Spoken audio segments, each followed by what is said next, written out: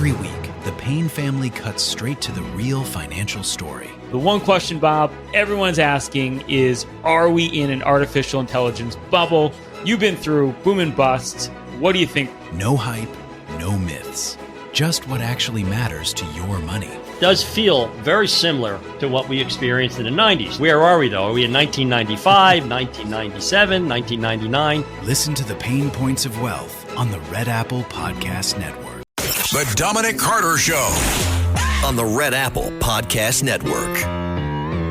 And good morning. A lot is going on at this hour. Dominic Carter here with you. We see your calls already coming in. The number to reach us live, 800-848-9222.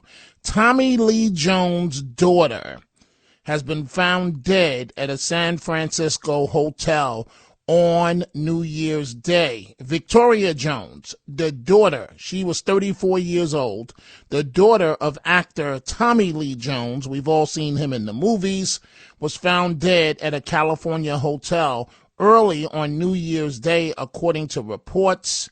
So a very sad situation as far as that goes. Folks, please pinch me and tell me that I woke up from this nightmare. Please tell me that I have already survived 4 years of Mamdani, the Socialist mayor of New York City. I had a nightmare that he started as mayor just hours ago, day one. An absolute nightmare. Please wake me up and tell me that these 4 years are over, that I survived, that you survived, and that we live to fight another day. Former mayor of the New York City area, that is, Eric Adams, has a stinging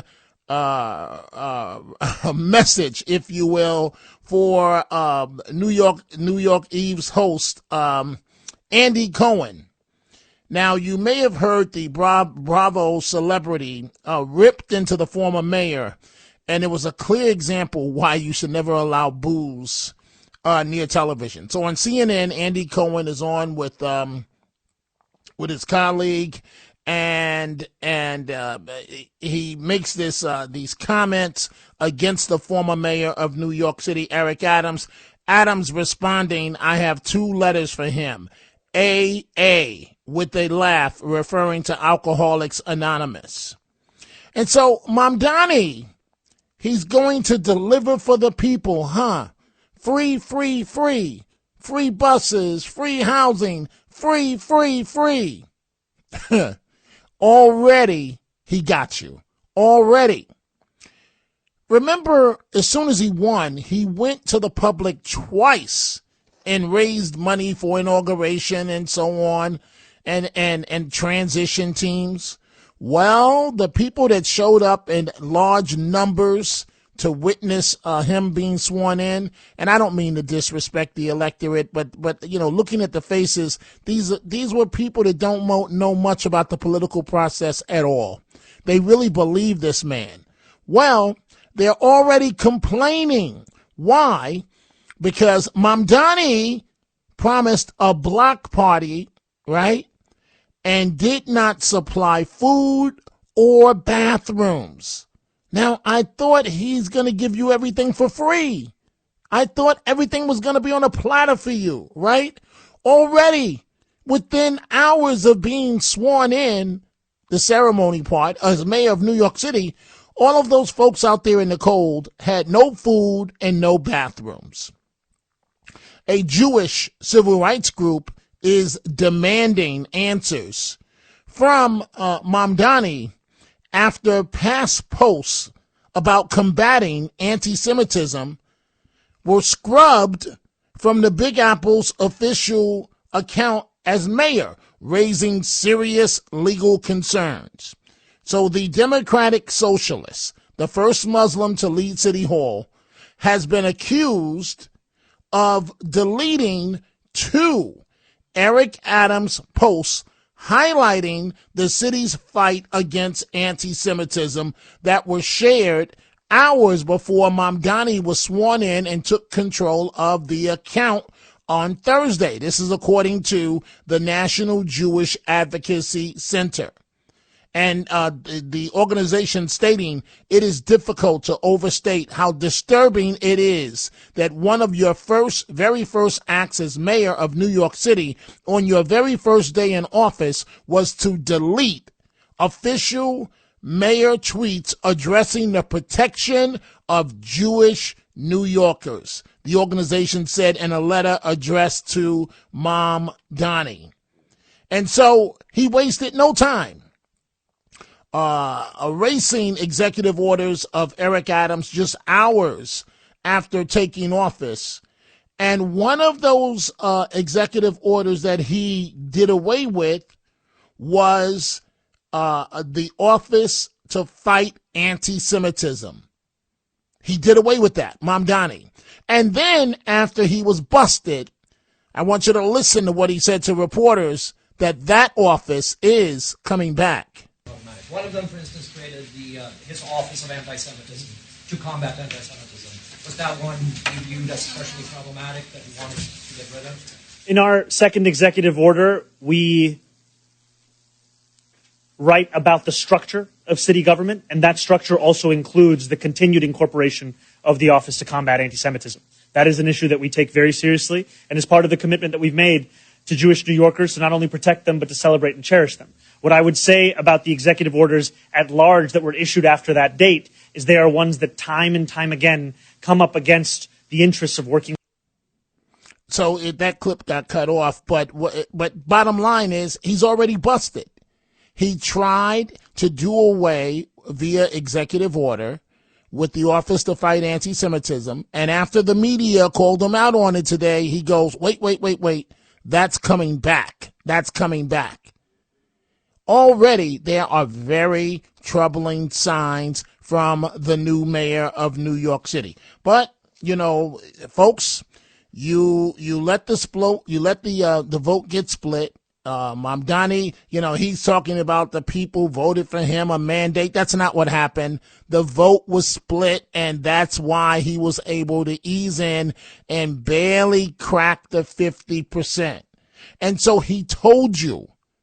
This is why, please wake me up, folks, and tell me that the 4 years is over. He told you on the stage that he won as a socialist, and you better believe he's going to govern as a socialist. I was elected as a democratic socialist, and I will govern as a democratic socialist.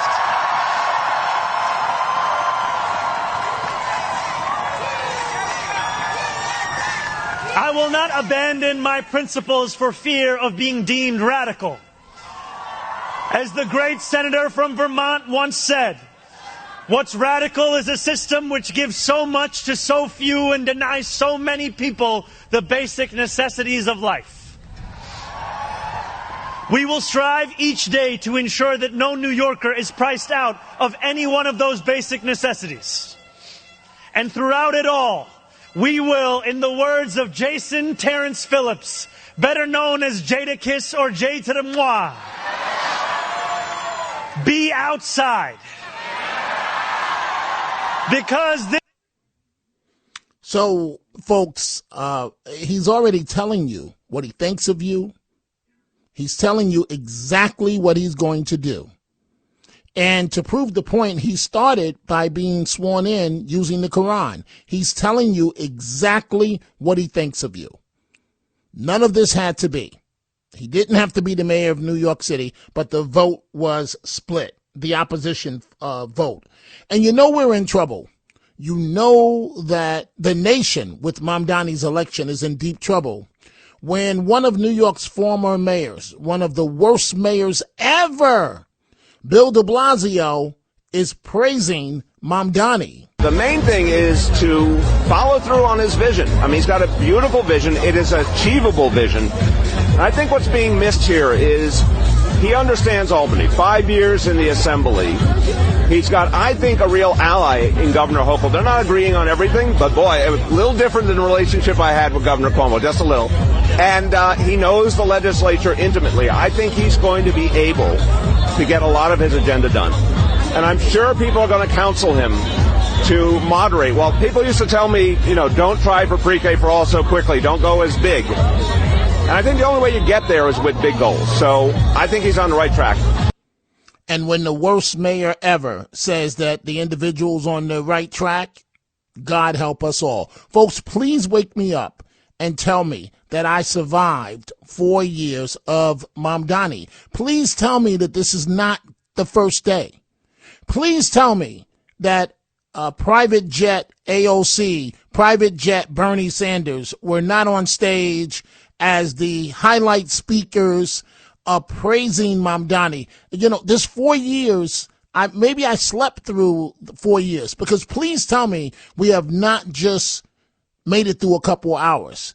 This was private jet AOC addressing the masses. City has chosen the ambitious pursuit of universal child care, affordable rent and housing, and clean and dignified public transit for all. And we have chosen that over the distractions of bigotry and the barbarism of extreme income inequality. We have chosen this path because we know that it's the right thing to do, it's the smart thing to do, and that if we can make it here, we can make it anywhere. New York City, this is an inauguration for all of us, because choosing this mayor and this vision is an ambitious pursuit. It calls on all of us to return to public life en masse. Now is the time for us to turn towards our neighbors, stand with them, and return to community life. A city for all will require all of us to fill our streets, our schools, our houses of faith, our PTAs and our block associations as we support this mayor in making an affordable city a reality for all of us. So AOC was the private jet waiting for you out of public view as soon as you were done with the speech. Let's begin with your telephone calls. Line 3, Pam in New Jersey. Good morning. What's on your mind? Good morning. This inauguration reminded me of the French Revolution, where Jews, Christians, whites, landlords, wealthy people were all lined up for the guillotine. You may be on to something there, Pam. I was looking through the faces. Whenever the political process is bringing in fresh blood, that's a good thing. It should be a wonderful thing. But all I saw were people that are novices to the political experience, that don't know much about politics, and they're believing in this con man, and he is as con as they get. If, for example, they're out there in the cold, it's supposed to be a block party, no food, no bathrooms, but this is your new mayor. Get ready because the con is underway. Time for a break. We are coming right back. The Dominic Carter Show on the Red Apple Podcast Network. Every week, the Payne family cuts straight to the real financial story. The one question, Bob, everyone's asking is, are we in an artificial intelligence bubble? You've been through boom and bust. What do you think? No hype, no myths. Just what actually matters to your money. Does feel very similar to what we experienced in the 90s. Where are we, though? Are we in 1995, 1997, 1999? Listen to the Pain Points of Wealth on the Red Apple Podcast Network.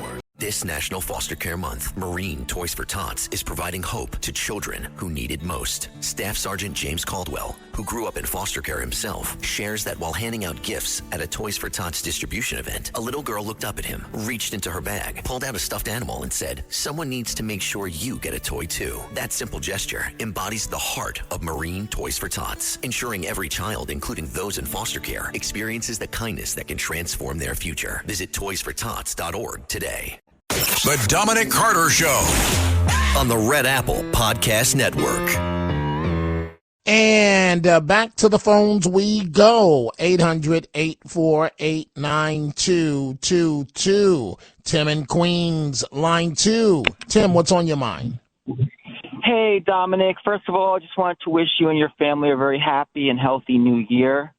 Same to you and your family.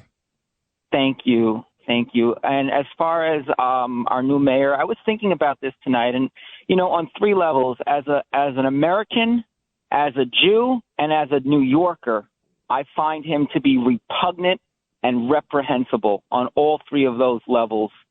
But I am heartened by the fact that there are people like you, Dominic, people like John Catsimatidis, people like Councilwoman Vicky Palladino. There are a lot of New Yorkers out there who are good people, and we're going to fight, and we're not surrendering to this piece of garbage.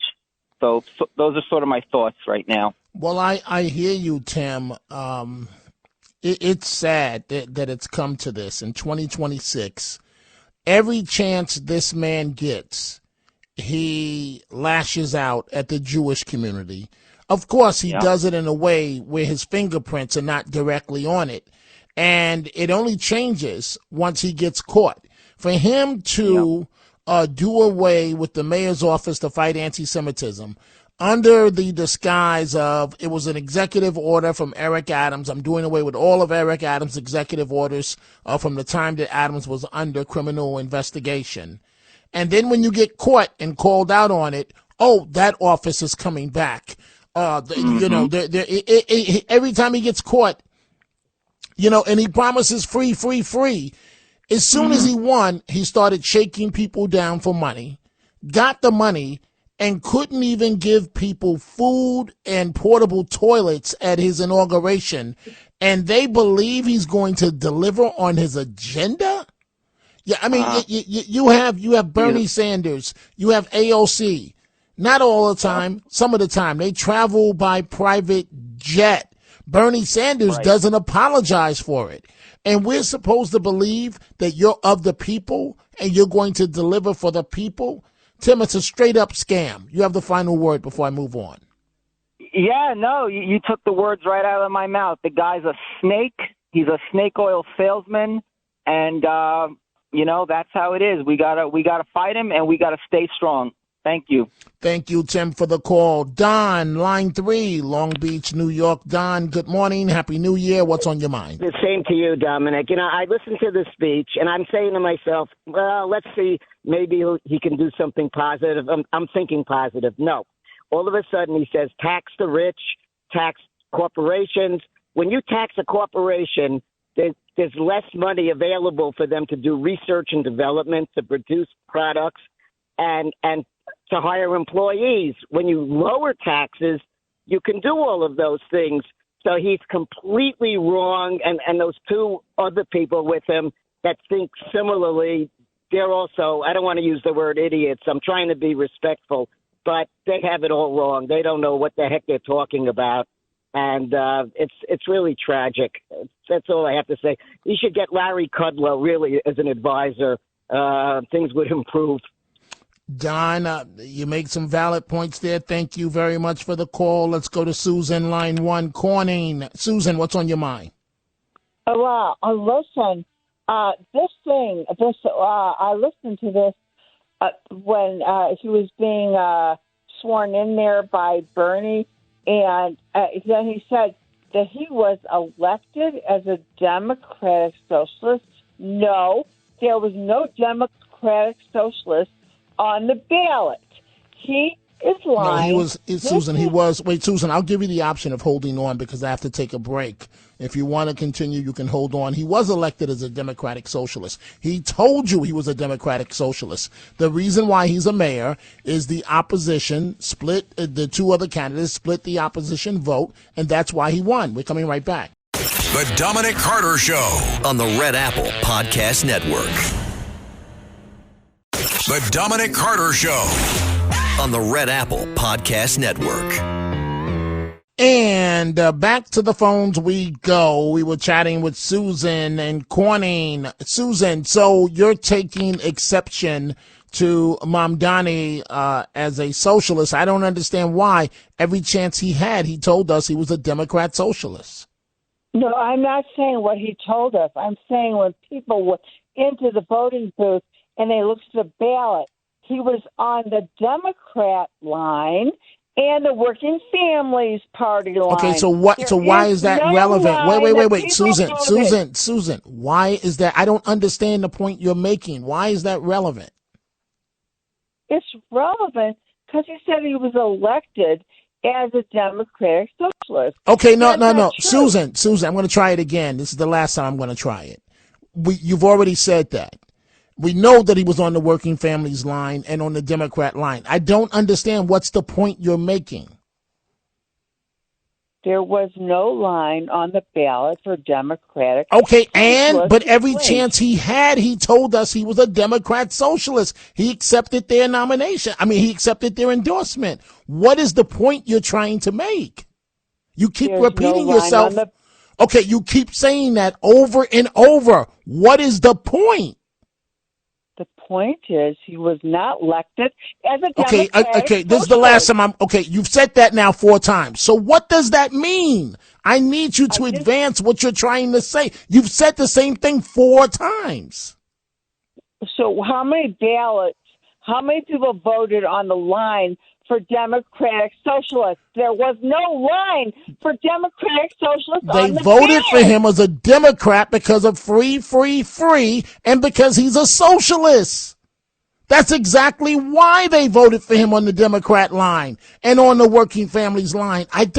Is there another point you want to make, Susan? It's not a really relevant point. Is there anything else you want to say before I move on?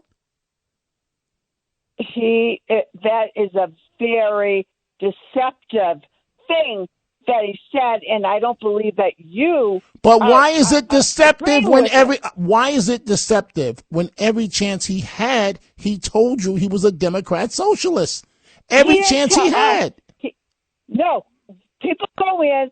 All right, Susan, I don't have any patience. I'm sorry. Susan's done. I don't have any patience for this anymore. Susan, maybe you need to pass on the late night drinks. I'm sorry.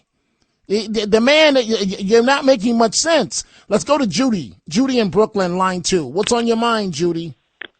Dominic, this is Judy.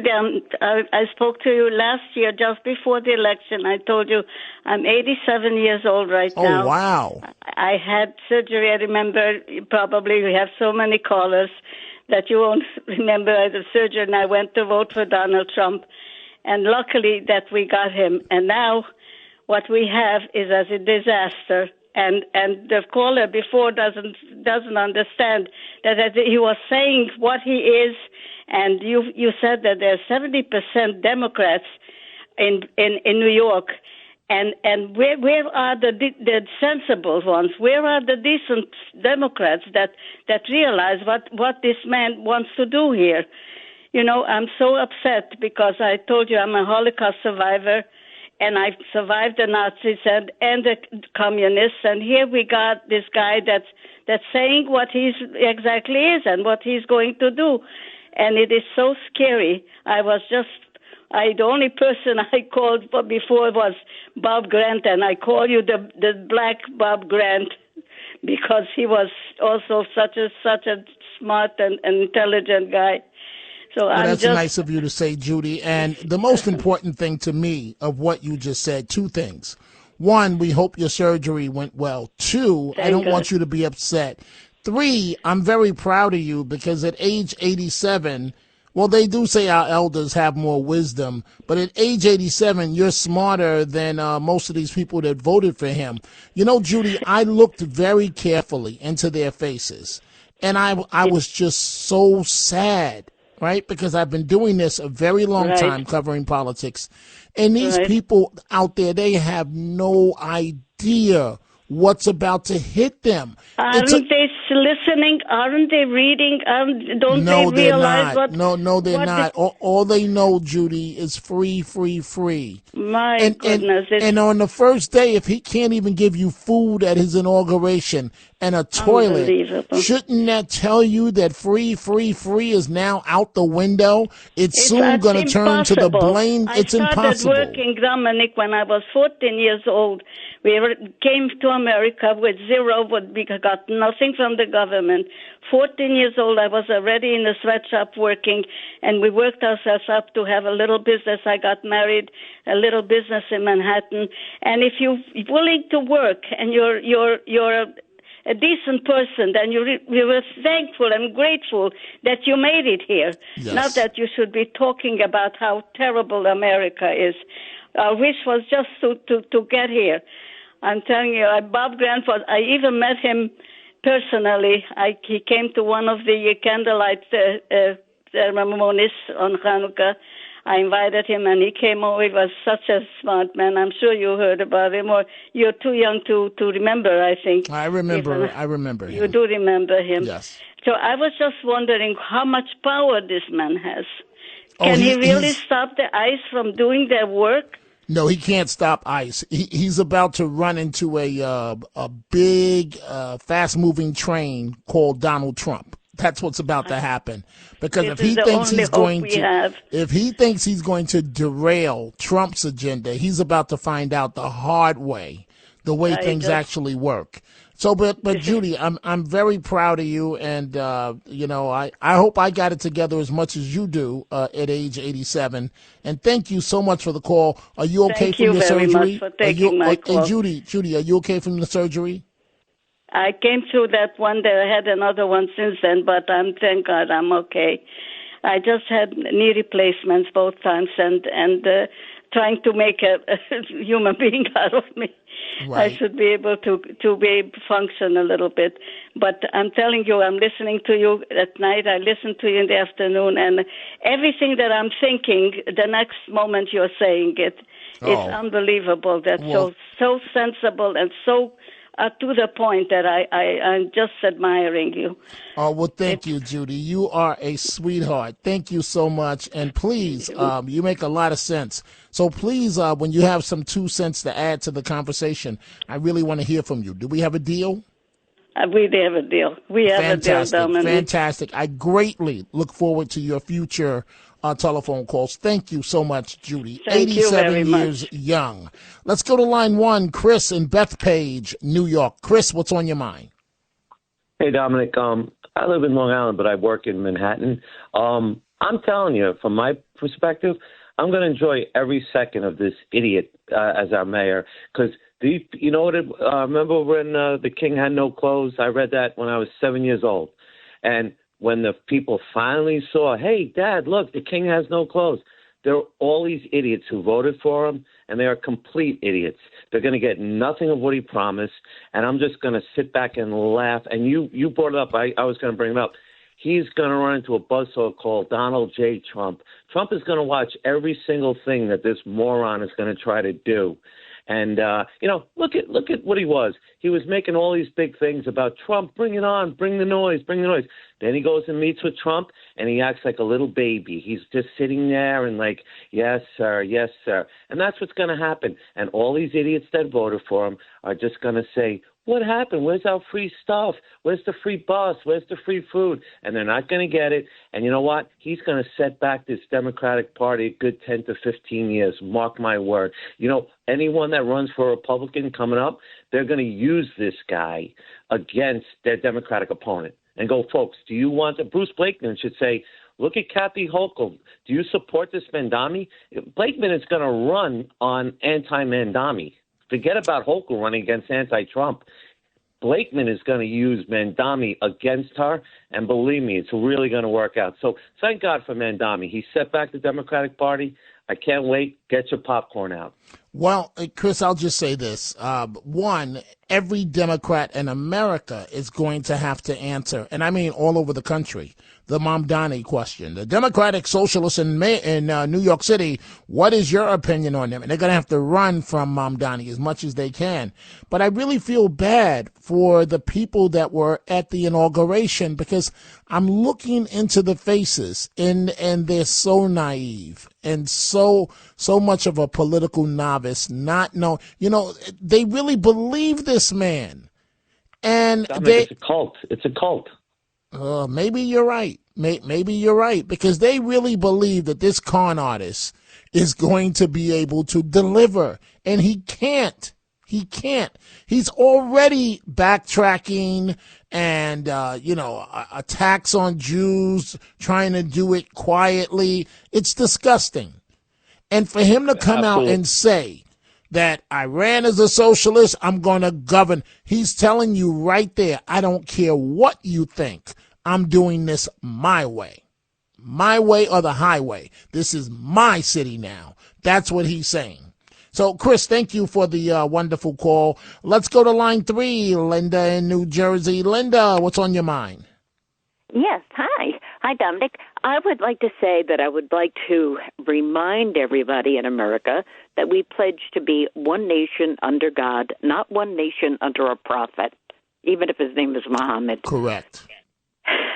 And, I just don't want to see our skyline, especially Texas. I want to go back to Texas and visit. And I don't want to see a skyline of mosque. I mean, that would make me throw up. I want to see the stockyards. I want to see horses. I'm with you, Linda.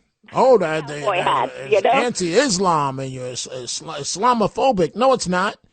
I just don't want to see a million mosques lined up on the skyline. We want America back. And let me say this. If he has to go to court, is he going to swear on the Quran? Or does he, when you go to court, especially criminal court, you have to swear on the Bible? I mean, I've done it. Well, it's not up to him what he swears on. It's up to the court. Hopefully he won't have to go to court, even though our last mayor of New York City did. I mean, Linda, I am just so disheartened. I'm with you, babe. I can't believe that people fell, but they didn't really fall for the nonsense. The opposition vote was split. That's what happened. Can I tell you a secret? Go ahead. His Holiness the Dalai Lama, who is an enlightened being, told Europe, please do not let yourself to be taken over by Islam. Wow. And that was like 10 years ago. And they have been taken over by Islam. I mean, it's really scary, and I don't want that to happen here. And if the Dalai Lama, an enlightened being like him, has put out that warning, we should also abide by that warning. We should not allow ourselves to be taken over by Islam. Right. And we should not have I'm with you, Linda. I'm with you. They should be limited. Period. Absolutely. Thank you very much. Thank you, Linda, for the wonderful call. And folks, I'm trying my best to take a disciplined approach and not discuss one of the other former candidates in the race for mayor. But there's a Wall Street Journal article that's out where the third candidate in the race, Curtis Sliwa, is praising Mamdani. A Wall Street Journal article that's out right now, with Mr. Sliwa praising Mamdani. I'm going to put it to you this way. Something is rotten in Denmark. I've been in politics a long time. I know exactly what went on. I just can't say. Doesn't pass the smell test. That's all I'm going to say. I'm done discussing right now, Mr. Sliwa. A Wall Street Journal article that's out right now, where Curtis Sliwa is praising Mamdani. You add up 2 + 2 and tell me what you come up with. You think this is my first time at the rodeo? I know exactly what happened in this race. It's very, very clear. Let's go back. That's all I have to say. Pick up the Wall Street Journal article yourself and read it. Let's go back to your telephone calls here. Well, you know what? What I got to do first, we see all your calls. If you're trying to reach us, folks, just wait a second or two, then hit redial. I've got to take a break. Dominic Carter here with you on this January 2nd. And the number to reach us, 800-848-9222. The Dominic Carter Show on the Red Apple Podcast Network. The Dominic Carter Show on the Red Apple Podcast Network. And right back to the phones we go. Line 1, Liz in Florida. Good morning, Liz. What's on your mind? Happy New Year. Happy New Year to you too, Dominic. I just want to say I felt so bad listening to Judy, a Holocaust survivor, that she has to see this after going through terror herself. I have some suggestions for everyone who is stressed over Mamdani and what's going on in the world. Everyone really, we need to have more calm in our lives. So these are my suggestions. Alexa, stop. Sorry, I'm baking cookies. Draw a warm bath. Throw in some bubbles or lavender, light some non-toxic candles, and relax. Some calming music like Louis Armstrong, Michael Bublé, Alison Krauss. Put the fireplace on. Get some, breath. Definitely sleep. You need more sleep. Ground yourself and just breathe. But we need to do that because it's a stressful time right now for everybody.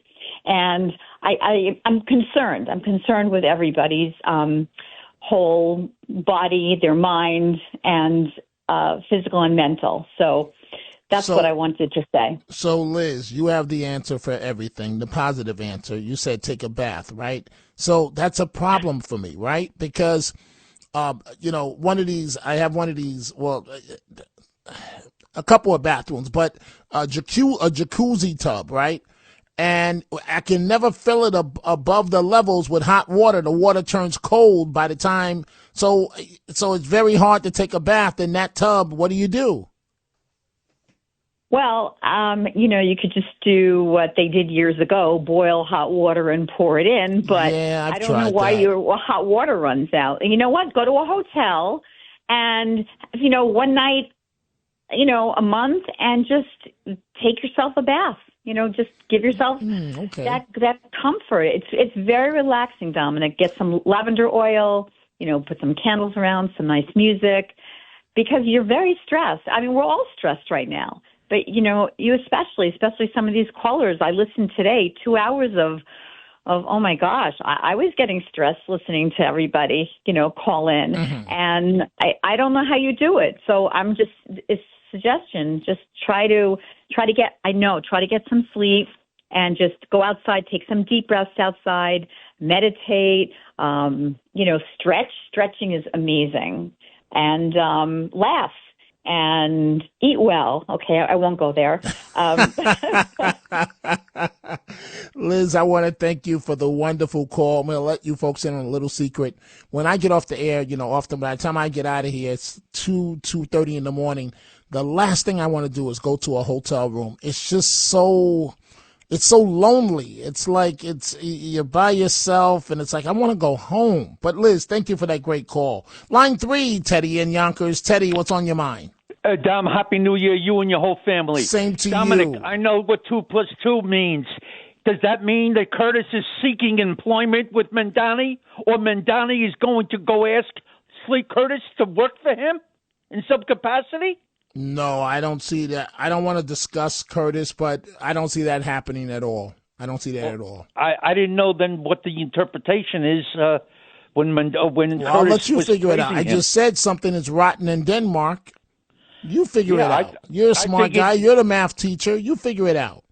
Okay, Wall Street Journal article where Mr. Sleewa is praising Mamdani. You figure it out. You know what time it is.